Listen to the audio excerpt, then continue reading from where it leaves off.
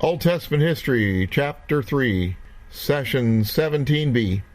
What happened to Dan and Benjamin, Part 2. Now the account switches in Chapter 19 of Judges to deal with the apostasy of Benjamin. It's going to be difficult to segue from the prior chapters to these last chapters in the book of Judges because of the shocking, violent, and incomprehensible behavior that's portrayed herein. It is so wrong on every level that it is difficult to make sense out of. This is further complicated by their customs, which are very different from ours, especially those regarding the treatment of women. I'll try to explain the relevant clues by my knowledge of Middle Eastern customs and spiritual matters, and try to make the incomprehensible understandable. I'll try to add insight because of the clues given by the phrase repetitions as well. This incident in Judges here was the result of every man doing that which was right in their own eyes, and because no leader had risen up in Israel.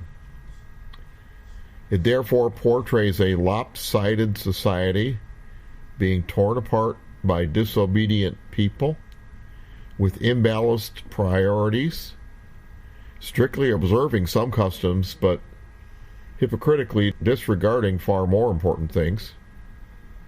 This was a tragic incident in which thousands of people lost their lives and one tribe of Israel was almost annihilated. And the basic reason it happened was because there was no leader in Israel. Passion was allowed to rule instead of reason and godly counsel. This was so bad it could have torn the entire nation apart. But that was the goal of the adversary, who had set things up so it could be triggered, because he takes glee in violence, in confusion, and societal decay. Judges chapter 19, verse 1. And it came to pass in those days, when there was no king in Israel, there's that phrase, that there was a certain Levite, another Levite, sojourning on the side of Mount Ephraim, same area, who took to him a concubine out of Bethlehem, Judah. Bethlehem, Judah is mentioned again. Again, the main character was a wayward Levite. We're going to see that he was abnormal. Also, the town of Bethlehem in Judea is involved. I'm not sure yet what the connection was. Of course, the obvious is that Bethlehem would become known for later, the city of David and of Jesus, but this was before then, and before it was even prophesied. But the main character was another misfit Levite. This second Levite has both a servant, 2 asses, and a concubine. Well, how was that possible? The Levites had no land. They were supposed to be supported by the tabernacle. So how did this Levite get rich enough to have all that? Or had the asses been borrowed for the Lord's work, like what happened with Jesus' entries into Jerusalem? Well, if so, it was a lie, for this was a personal matter that he'd borrowed them for, if he borrowed them. Or was he a high-ranking Levite entitled to a young assistant? If so, well, double shame on him for his actions, because leaders need to uphold the high standards. And also the assistant was only for the Lord's work. But in either case, the fact that he had a concubine sticks out like a sore thumb. Either way, the Levite and his mission were atypical. Furthermore, later in the account, he displays a gross lack of compassion. So there are red flags right away. It therefore is a statement of the sorry state of their society that a public servant who is supposed to be the conscience of the people is instead insensitive. Another factor in what makes this account strange to us is the role of wives in Semitic society. They were treated as secondary citizens, one notch above servants and cattle. That's really stupid, because women are super, and they can do anything that men can do, and they're just as smart. Concubines were lower in status than wives. They were secondary wives. Concubines were sold to the men they served. Now, while monogamy was preferred with God, polygamy and slavery was not prohibited by the law, but it was the exception and not the rule. Abraham had a second wife, Hagar, because Sarah offered her servant to him because she had been barren. Jacob ended up with 4 wives, but his original intent was to just marry Rachel. But Laban manipulated 7 more years of servitude out of him by substituting Leah. And then you remember the competition and the acrimony between Leah and Rachel, which led to their servants being married to Jacob as well. That's typical in polygamy. What a headache. Thankfully, Christianity has been influenced by, quote, the husband of one wife in 1 Timothy 3:6 and Titus 1:6. So, chapter 19, verse 2. It says, his concubine played the whore against him and went away from him unto her father's house to Bethlehem, Judah, and was there 4 whole months. And her husband arose and went after her to speak friendly unto her and to bring her again, having a servant with him and a couple of asses. And she brought him into her father's house. And when the father of the damsel saw him, he rejoiced to meet him. Now, these verses here are hampered with translation issues. The Hebrew word translated played the whore is zana, which is Strong's number 2181. But if she had acted as a prostitute, the last place she would go was home, for she would have shamed her father. Plus, for the Levite to take her back after that would have been a disgrace to him as well. Some scholars have put forth a secondary meaning of, quote, going away from or departing from her husband, unquote. This fits better because we see later how insensitive he was toward her.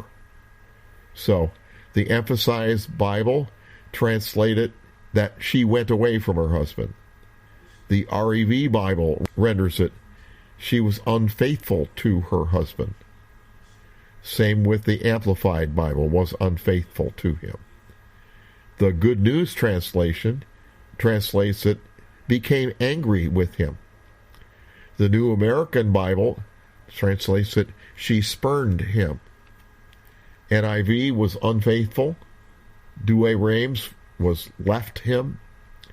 Holman translation, unfaithful to. NASB translation, found him to be repugnant. And the NET Bible, she got angry at him. Now, the law said, if she were a prostitute, that she should be stoned. So both her father and the Levite's behavior toward her is incongruent with that translation that she played the harlot. So it's most likely that she had been mistreated by the Levite, and so she left and went home. Then it makes sense that when the Levite came to try to get her to come back, her father was glad. Chapter 19, verse 4. And his father-in-law, the damsel's father, retained him, and he abode with him 3 days. So they did eat and drink and lodge there. And it came to pass on the 4th day, when they arose early in the morning, that he arose up to depart. And the damsel's father said unto his son-in-law, comfort your heart with a morsel of bread, and afterward go your way. And they sat down and did eat and drink, both of them together, for the damsel's father had said unto the man, be content, I pray thee, and tarry all night, and let your heart be merry. And when the man rose up to depart, his father-in-law urged him. Therefore he lodged there again. Verse 8, and he arose early in the morning on the 5th day to depart. And the damsel's father said, comfort your heart, I pray. And they tarried till the afternoon. They did eat, both of them. So the father's hospitality was overly generous and conveys the implication that, like any parent whose daughter is involved in a squabble with her husband, he'd wanted to be justly settled. He keeps repeatedly inviting the Levite to extend his stay, but finally he must be on his way. It's possible the Sabbath was coming, and he didn't want to be traveling then. Doesn't say, but that's a possibility. It does say that he was on his way to the house of the Lord. That was the tabernacle in Shiloh, which was in the hills of Ephraim, north of Bethlehem. So they finally take leave, and now it's the afternoon when they got on their way. Verse 9. And when the man rose up to depart, he and his concubine and his servant, his father-in-law, the damsel's father, and said to him, behold, now the day draws toward the evening. I pray you, tarry all night. Behold, the day grows to an end. Lodge here, that your heart may be merry. And tomorrow get you early on your way, that you may go home. But the man would not tarry that night. He rose up and departed, came over against Jebus, which is Jerusalem. And there were with him 2 asses saddled. His concubine also was with him. And when they were by Jebus, the day was far spent. And the servant said to his master, come, I pray thee, let us turn into this city of the Jebusites, and lodge in it. Jebus was Jerusalem, but at this time it was still inhabited by the Jebusites. They were pagans. They were not conquered until the time of David. But his master said to him, we will not turn aside hither unto the city of a stranger that is not of the children of Israel. We will pass over to Gibeah. And he said to his servant, come, let's draw near to one of these places to lodge all night, in Gibeah or in Ramah. They passed on and went their way, and the sun went down upon them when they were by Gibeah, which belongs to Benjamin. So, now it's past sunset. That's when the next day begins, because, their days begin at sunset. Verse 15, and they turned aside thither to go in and to lodge in Gibeah. And when he went in, he sat down in a street of the city, for there was no man that took them into his house to lodging. Now, the fact that no one offered them hospitality was unthinkable to a Semitic person. Hospitality customs are very strong in the East, and generosity towards strangers was considered a sacred duty. So, for no one to have offered them lodging was a shameful indictment of that town. Furthermore, he was a Levite. That could be seen from the clothing he wore. So to disrespect the man of the cloth, a minister, a clergyman, was an affront to God. It was an open statement of disrespect to the Lord. They should have pressed on to the next village, but finally it's an outsider who sojourned there to offer them lodging. Verse 16, and behold, there came an old man from his work out of the field at evening, which also was of Mount Ephraim, from the same area. And he sojourned in Gibeah. But the men of the place were Benjamites. And when he had lifted up his eyes, he saw a wayfaring man in the street of the city. And the old man said, where are you going? Where do you come from? And he said to him, we are passing from Bethlehem, Judah, towards the side of Mount Ephraim. From thence am I. And I went to Bethlehem, Judah, but now I'm going to the house of the Lord, and there is no man here that receives me to house. Yet there is both straw and provender for our asses.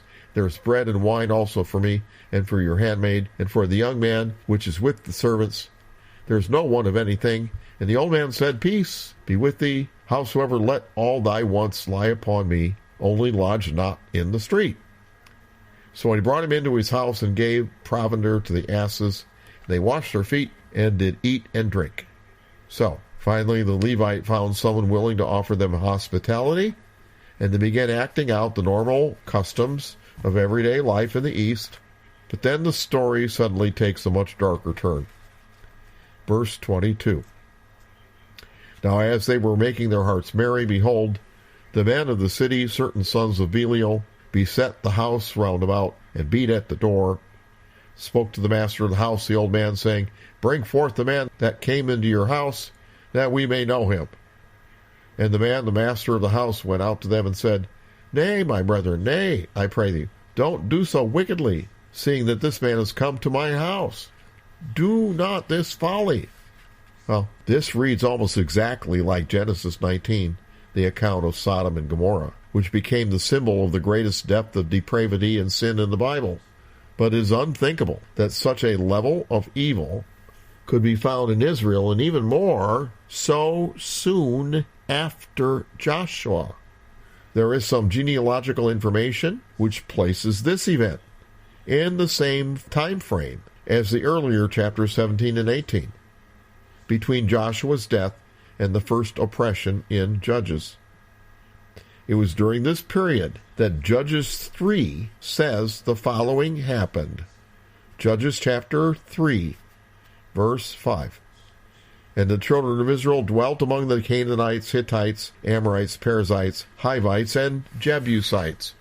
And they took their daughters to be their wives, and gave their daughters to their sons, and served their gods. And the children of Israel did evil in the sight of the Lord, and forgot the Lord their God, and served Balaam and the groves. The word groves is Strong's number 842, Asherah, which was a Canaanite goddess worshipped via ritual sex.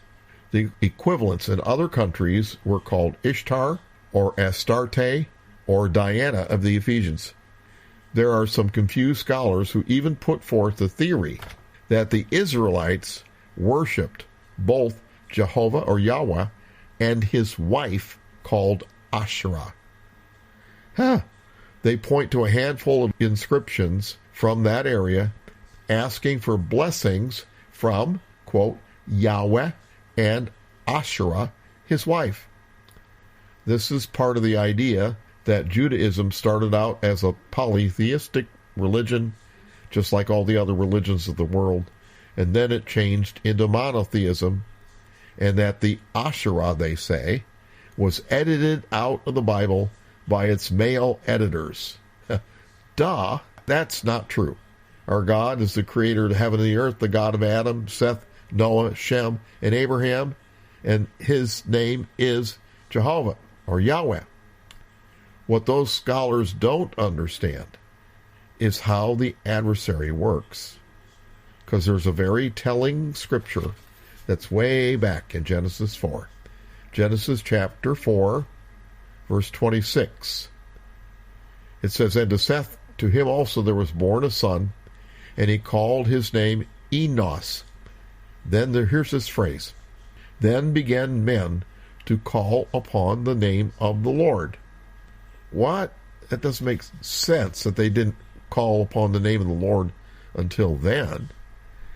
Bullinger's Companion Bible has a note that reads, quote, Not began to worship, for Abel worshipped, and others doubtless long before. But here, quote, began to call their gods by the name of Jehovah, is what Bullinger says it should read. They called their pagan gods by the name of the true God. Why? Because the devil steals worship. He loves to lie about the true God and blame him for what the devil does. He'll do anything to steal worship and discredit the true God. We saw that in Judges 17:3 in the earlier teaching, because the Levite's mother said, the Ephraimite's mother said, I had wholly dedicated the silver unto the Lord, Yahweh, from my hand for my son, to make a graven image and a molten image. Well, did the Lord say it was legit to make any image of him? Absolutely not. God said in the Ten Commandments, Thou shalt not make unto thee any graven image, nor any likeness of anything that is in heaven above, or that is in earth beneath, or that is in the water under the earth. So, who was Micah, the Ephraimite, and his mother worshiping in the first church of the Wimps? it wasn't the true God.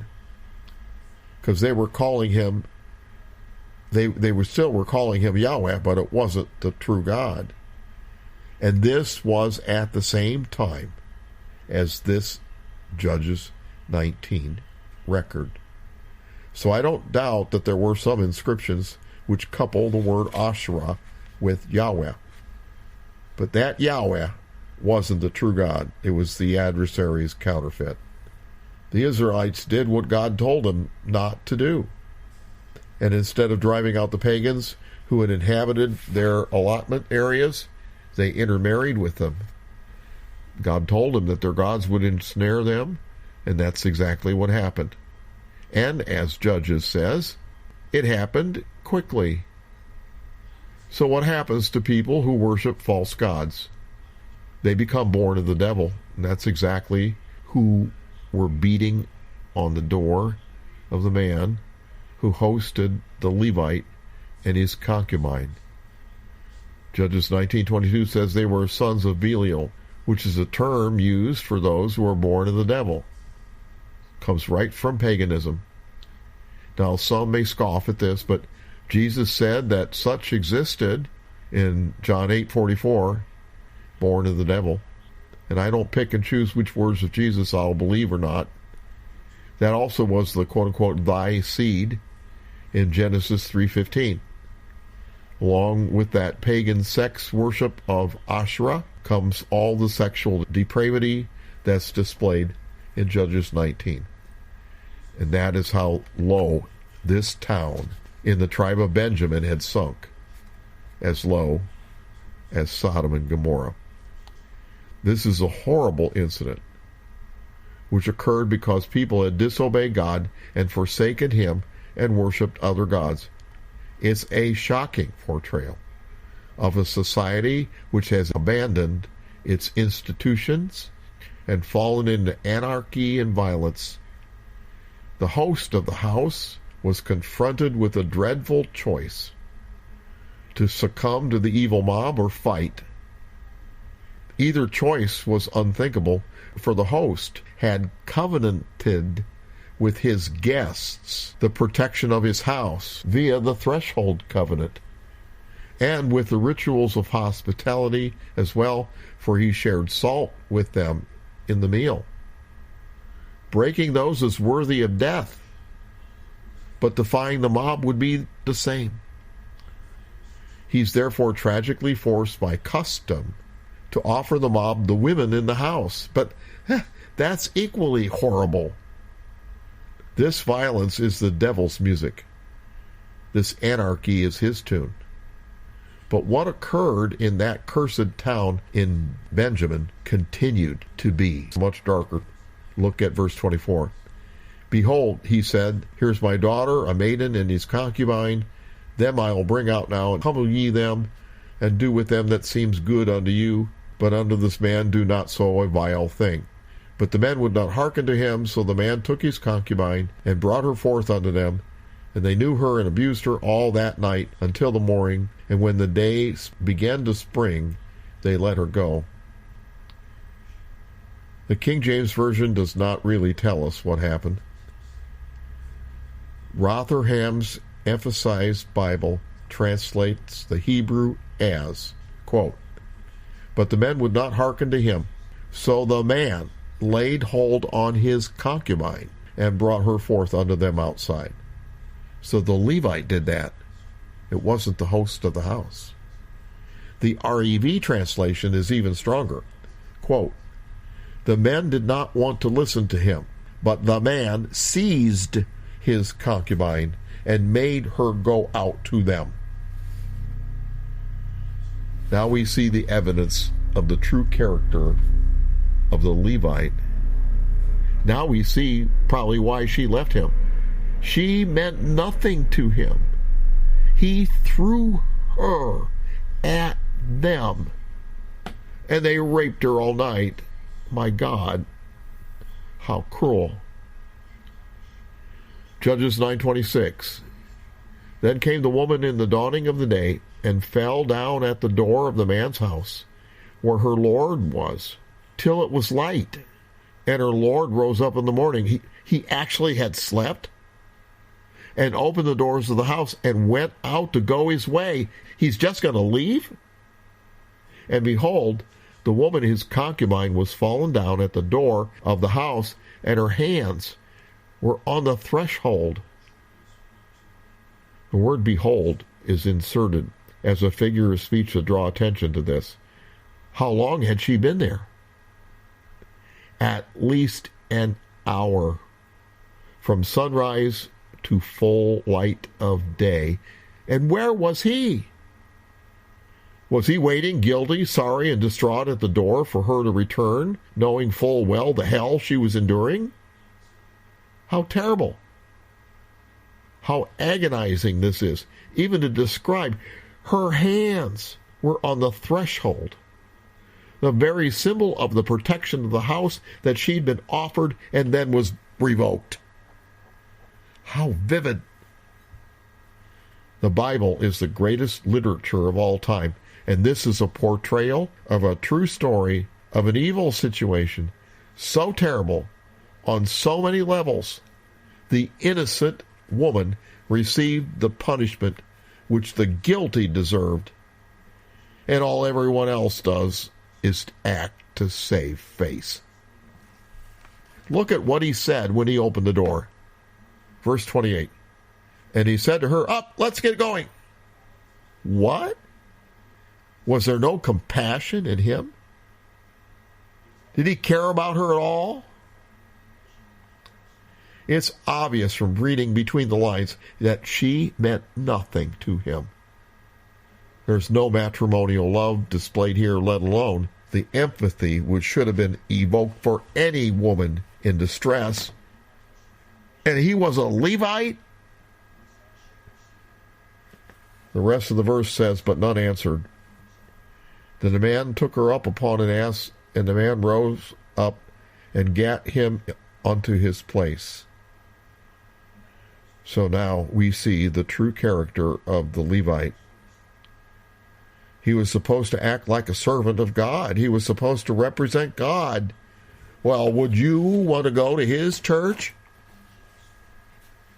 Would you seek counsel of him? Would you believe anything he said about God?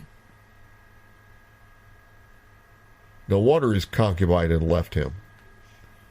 I'm going to share with you a PDF of an article written by a Mrs. Nix, N-I-X, who I believe captured the essence of these chapters. I don't agree with a few things she said, but I think that the way she analyzed this section of Scripture was excellent, and I sparked off of her for what I've taught. Here is some of what she said. Quote, if we look at the whole book of Judges, what are we being shown? We are being shown the Israelites bereft of God's kingly leadership and bereft of an anointed human leader. The Israelites never stopped executing unfaithful women. That's just a fact. And so the idea that this story is about the consequences of not slaughtering a lone adulteress is absurd. What Israel did stop punishing was idolatry, lack of charity, uncleanness, unholiness, and disobedience to the law. Judges shows us all of that. The only person in this story who does get punished is the innocent concubine. And that's the whole point. The guilty keep sinning and the innocent suffer. The concubine suffers because of her husband's wickedness, and the entire nation of Israel suffers because of mankind's wickedness. It is a masterful literary illustration. We're being shown the fall of Israel. We saw the fall of man in Genesis, and now we're witnessing the fall of God's chosen people. It's important to get a grasp on all this because the author of Judges wanted you to see it and because the original audience for the book of Judges would have been laser focused on it. We must come to Scripture on Scripture's terms, right?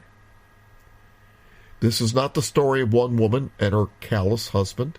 It is, but it's much, much more than that.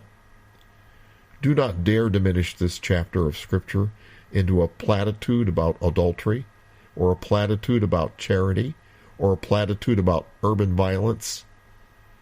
It has a much higher purpose. It was written to shock Israel and shake Israel until they could see it and be convicted by it. Ooh, boy, was that well written. I agree with that 100%. And I say that we in our nation need that same laser focus. For this is where our nation is going if we don't take a stand. We are already seeing anarchy, violence, and lawlessness in alarming proportions. So we must arise and go and stand and speak God's word, because that is the solution. We're only half through this incident in Judges, and that woman, Mrs. Nix, who wrote those words, was right on. She said they were, quote, bereft of God's kingly leadership and bereft of an anointed human leader. I don't know if she realized the import of the figures of speech of repetition, but regardless, I think that it was the same God speaking in her who authored those chapters. There was no leadership. No one rose up and helped. Everyone was distracted by other things except the adversary, and he was working 24/7 on them. And look what he succeeded to do. And so now, this Levite acts on his own without further counsel, and he sets all of Israel on fire. Verse 29. And when he was come into his house, he took a knife and laid hold on his concubine. She was dead by now. And divided her together with her bones into 12 pieces, and sent her into all the coasts of Israel. And it was so that all that saw it said, there was no such deed done nor seen from the day that the children of Israel came up out of the land of Egypt until this day. Consider it. Take advice, and speak your minds. And then all the children of Israel went out, and the congregation was gathered together as one man, from Dan even to Beersheba, with the land of Gilead, unto the Lord in Mizpah. And the chief of all the people, even of all the tribes of Israel, presented themselves in the assembly of the people of God, 400,000 footmen that drew sword. This is out of control. Passion now is in control, not logic. Chapter 20, verse 3. Now the children of Benjamin heard that the children of Israel were gone up to Mizpah. They then said the children of Israel, tell us, how was this wickedness? And the Levite, the husband of the woman that was slain, answered and said, I came to Gibeah that belongs to Benjamin, I and my concubine, to lodge. And the men of Gibeah rose up against me and beset the house round about upon me by night, and thought to have slain me. And my concubine have they forced that she is dead. He didn't mention that he shoved her out the door. And I took my concubine and cut her in pieces, and sent her throughout all the country of the inheritance of Israel. For I have committed lewdness and folly in Israel. Behold, you are all the children of Israel. Give here your advice and counsel. And all the people arose as one man, saying, we will not any of us go to his tent, neither will we any of us turn into his house, till we take care of this matter. Was the advice and counsel asked of God, or was it asked of the mob? They made a vow, but had they remembered the vows that they had broken? But now this shall be the thing that we'll do to Gibeah, they say in verse 9. We'll go up by lot against it. We'll take 10 men of 100 throughout all the tribes of Israel, 100 of 1,000. 1,000 of 10,000, to fetch victual for the people, that they may do when they come to Gibeah of Benjamin, according to all the folly that they have wrought in Israel. So this is going to be a military action, and that's going to require more than fighters because there's support resources needed. So that's what the lot was for, the 1/10. They would determine who would fulfill those responsibilities by lot, and the other 90% would fight. Verse 11. So all the men of Israel were gathered against the city, knit together as one man. But this unanimity was misplaced. Why hadn't they maintained the unanimity they had when they conquered most of Canaan under Joshua? If they had, this incident would never have happened.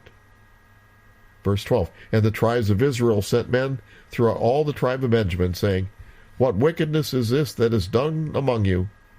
Now therefore deliver us the men, the children of Belial, which are in Gibeah, that we may put them to death, and put away evil from Israel. But the children of Benjamin would not hearken to the voice of their brethren, the children of Israel. Well, what did the law say? Rapists should be put to death. That's a capital crime. But instead, the tribe of Benjamin refused to surrender the offenders, and neither side would back down. The other tribes shouted, We want justice, we want justice. And Benjamin replied, No mob has ever wrought justice. So now you have civil war, tribe against tribe, and the nation was tearing itself apart while Satan was laughing with glee. Verse 14. But the children of Benjamin gathered themselves together out of the cities and the Gibeah to go out to battle against the children of Israel. And the children of Benjamin were numbered at that time out of the cities 26,000 men that drew sword, besides the inhabitants of Gibeah, which were numbered 700 chosen men. Among all this people there were 700 chosen men left-handed, everyone who could sling stones at a hair's breadth and not miss. Now, this is really out of control. Benjamin had the equivalent of SEAL Team 6, Rangers or Green Berets, all rolled into one. These guys were very, very good slingers who could hit a hair's breadth and not miss. And as an added sting, they were all left-handed. The hand of cursing. The hand they wiped their butt with. So they slung stones at them with a curse. Verse 17, And men of Israel beside Benjamin were numbered 400,000 men that drew sword, and all these were men of war. Now this men of war, they were common men, husbands and fathers and farmers, but they knew how to fight. And the children of Israel rose and went to the house of the Lord. Well, finally they asked God. And they asked counsel of God and said, Which of us shall go up first to the battle against the children of Benjamin? And the Lord said, Judah shall go up first. Now, if the prophet had dared to tell them the real reason why all this happened, would they have hearkened? Would they have been convicted? No. Things were too out of control by this time. Passions were ignited. This was only dealing with the current situation, which no one would back down from. They'd made a vow, and no one would relent. Verse 19. And the children of Israel rose early in the morning and encamped against Gibeah. And the men of Israel went out to battle against Benjamin. And the men of Israel put themselves in array to fight against them at Gibeah. And the children of Israel came out forth to Gibeah and destroyed down to the ground the Israelites of that day, 22,000 men. So those Green Berets were pretty good. And the people of Israel encouraged themselves and set their battle again in array in the place where they put themselves in array the first day. And the children of Israel went up and wept before the Lord until evening, and asked counsel of the Lord, saying, Shall I go up again to battle against the children of Benjamin, my brother? The Lord said, Go up again. And the children of Israel came near against the children of Benjamin the second day.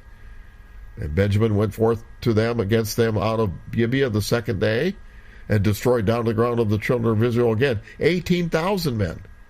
All these drew the sword.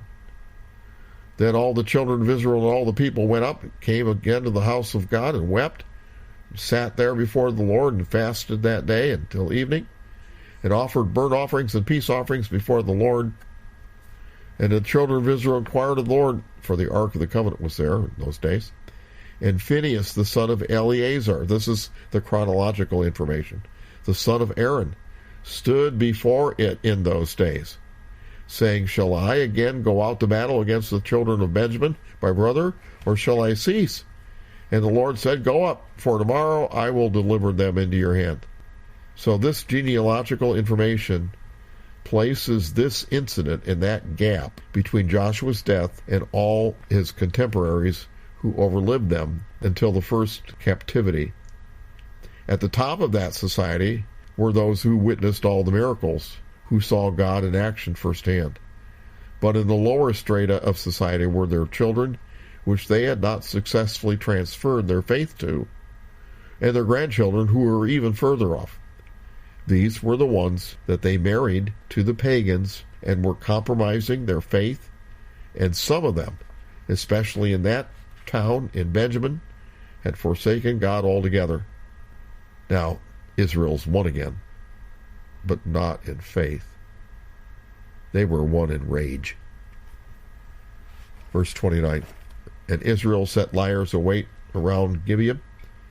Children of Israel went up against the children of Benjamin on the third day, put themselves in array against Gibeah as at other times. The children of Benjamin went out against the people and were drawn away from the city, and they began to smite the people and to kill as at other times, in the highways, of which one goes up to the house of God, and the other to Gibeah in the field, about 30 men of Israel. And the children of Benjamin said, They are smitten down before us, like the first. But the children of Israel said, Let us flee and draw them from the city into the highways. And all the men of Israel arose out of their place and put themselves in array at Baal Tamar. And the liers in wait of Israel came forth out of their places, even out of the meadows of Gibeah. And there came against Gibeah 10,000 chosen men out of all Israel, and the battle was sore. But they knew not that evil was near them. And the Lord smote Benjamin before Israel, and the children of Israel destroyed of the Benjamites that day 25,100 men. All these drew the sword. So the children of Benjamin saw they were smitten, for the men of the Israel gave place to the Benjamites, because they trusted unto the liers in wait, which they had set beside Gibeah. And the liers in wait hasted, rushed upon Gibeah, and the liers in wait drew themselves along, and smote all this city with the edge of the sword. Now there was an appointed sign between the men of Israel and the liers in wait, that they should make a great flame with smoke rise up out of the city. And when the men of Israel retired in battle, Benjamin began to smite and kill of the men of Israel about 30 persons. For they said, Surely they are smitten down before us, as in the first battle. But when the flame began to rise up out of the city with a pillar of smoke, the Benjamites looked behind them, and behold, the flame of the city ascended up into heaven. And when the men of Israel turned again, the men of Benjamin were amazed, for they saw that evil had come upon them. Therefore they turned their backs before the men of Israel unto the way of the wilderness. But the battle overtook them, and them which came out of the cities they destroyed in the midst of them. Thus they enclosed the Benjamites round about. They surrounded them, and chased them, and trode them down with ease over against Gibeah toward the sunrising. And there fell of Benjamin 18,000 men. All these were men of valor. And they turned and fled toward the wilderness unto the rock Rimmon, and they gleaned of them in the highways 5,000 men, and pursued hard after them into Gideon, and they slew 2,000 of them there, so that all that fell that day of Benjamin were 25,000 men that drew the sword. All these were men of valor. But 600 men turned and fled into the wilderness unto the rock Rimmon, and abode in the rock Rimmon 4 months. So there were only 600 men of Benjamin left. And the men of Israel turned again unto the children of Benjamin, and smote them with the edge of the sword, as well as the men of every city, as the beast and all that came to hand. And they set in fire all the cities that they came to. So now, almost one whole tribe had been wiped out, and there were only 600 men left chapter 21, verse 1. Man, this is so difficult to teach. Now the men of Israel had sworn in Mizpah, saying, There shall not any one of us give his daughter unto Benjamin to wife. And the people came to the house of God and abode there till evening before God, and lifted up their voices and wept sore, and said, O Lord God of Israel, why has this come to pass in Israel, that there should be today one tribe lacking in Israel? But that was like straining at a gnat and swallowing a camel, because Israel would not admit that the real cause of the problem was that instead of observing the oaths they made to Moses and Joshua, and not committing adultery with Baal and Ashtoreth, or instead of obeying Joshua and expelling the pagans from their lands, instead they observed the oath they made in the heat of anger. Verse 24. And it came to pass on the morrow that the people rose up early and built there an altar, and offered burnt offerings and peace offerings. And the children of Israel said, Who is there among all the tribes of Israel that didn't come up with the congregation unto the Lord? For they made a great oath concerning him that came not up to the Lord to Mizpah, saying, He shall surely be put to death. So they made another oath that they're sticking to. And the children of Israel repented them for Benjamin their brother, and said, There's one tribe cut off from Israel this day. So now they try to fix the problem of the missing tribe. They had become one in their religious fervor to retaliate for the terrible crime. But they found out that there were some people from one town that didn't care about the issue and had not sent anyone to that gathering. And so in chapter 21, verse 7, and they had sworn that anyone who didn't show up to fight was worthy of death. So now they've made that oath, and now they're going to act on it. Verse 7, How shall we do for wives for them that remain? Those 600 men from Benjamin, they're trying to fix the situation. Seeing we've sworn by the Lord that we'll not give them our daughters to wives. And they said, What one is there of the tribes of Israel that came not up to Mizpah to the Lord? And behold, there came none to the camp from Jabesh Gilead to the assembly. For the people were numbered, and behold, there were none from the inhabitants of Jabesh Gilead there.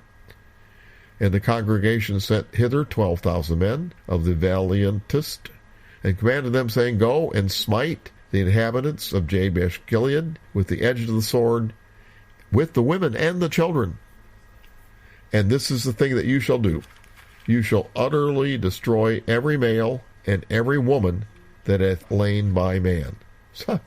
So they punished that town for not caring to right the terrible wrong and be a part of that assembly.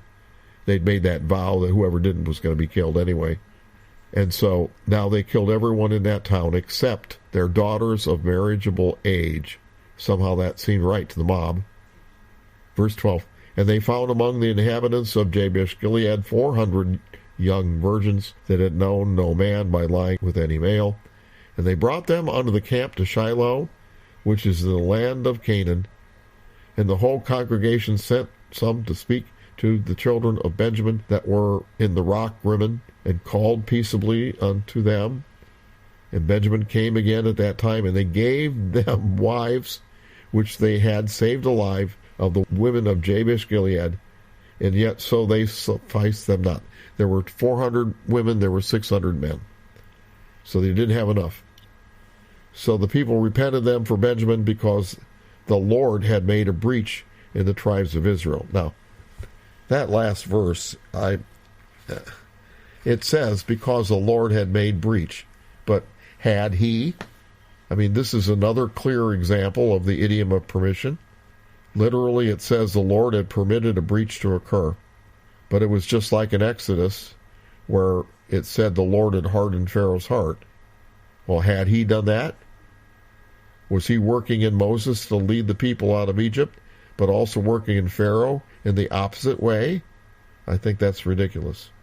What had driven all of Israel to this point? Well, it was evil upon evil. It was a convoluted, complex situation with culpable people on both sides. There were deeper causes that had been building for years, which made this impossible for humans to adjudicate, because men can only deal with actions. God's justice can go beyond, for he knows all. Those men of Benjamin had indeed done a very evil act. And before that, they become men of Belial, born of the devil because of their worship of Baal and Ashtoreth. But also that callous Levite should never have had a concubine in the first place. And had he not mistreated her so badly as she left him, they wouldn't have been in this situation at all. And then to save his sorry skin, he grabs her and shoves her out the door to be abused by those men. And then he didn't care enough about her to let her in the house when she had crawled back at dawn and possibly save her life, but instead left her out there for another hour to die at the threshold, which was supposed to be the place where the promise of the protection of the house was made. Evil upon evil upon evil. Of course, now there's some who know civil law and are saying that only the evil acts of the men of Belial could be tried in a court of law, but I'm speaking of a moral and spiritual case far beyond that which can only be adjudicated by God. There was a whole string of evil that unraveled there, but those things could never be settled in a human court because it can only try physical evidence and infer motive. But God tries the hearts of all men and knows who is really at fault and why. Furthermore, that same wrong, insensitive Levite did not take his cause to a legal authority and let them handle it. The repetitions in the passage clarified that above all the gory details. The ultimate wrong was there was no authority in Israel at the time, because everyone who had been called to it had abdicated their responsibility to lead. In lieu of this, the Levite took it upon himself to provoke all Israel by the unprecedented act of cutting up her corpse and sending it piece by piece to each tribe. Can you see Satan at work here? A raging fire had been set on firewood that had accumulated for years. Only God knew of all the accumulated decisions of every person which built this. Every human solution except for the divine final one at the resurrections would only be an approximation of justice. Chapter 21, verse 16. Then the elders of the congregation said, How shall we do for wives for them that remain, seeing the women are destroyed out of Benjamin? There are 200 short. And they said, There must be an inheritance for them that escaped of Benjamin, that a tribe be not destroyed out of Israel. Howbeit, we may not give them wives of our daughters, for the children of Israel have sworn, saying, Cursed be he that gives a wife to Benjamin. So they couldn't use the customary arranged marriages and all of that normally would come into play when you give someone your daughter to be a wife. Again, here what they're doing is honoring a recent vow over the vows that they had made before to Moses and Joshua. All they're doing is saving face. Chapter 21, verse 19.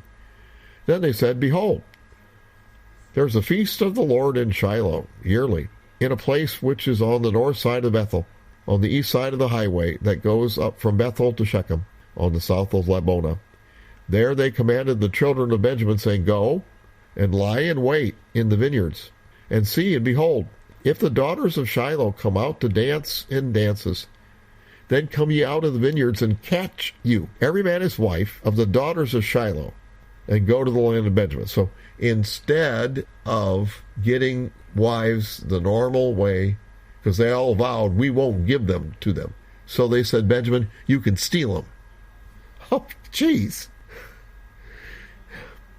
And it shall be when their fathers or their brethren come unto us and complain, that we will say to them, Be favorable unto them for our sakes, because we reserve not to each man his wife in the war. For you did not give unto them at this time, that you should be guilty. So you're not giving them, they took them. Verse 23. And the children of Benjamin did so, and took them wives, according to their number of them that danced. whom they caught, and they went and returned unto their inheritance, and repaired the cities and dwelt in them.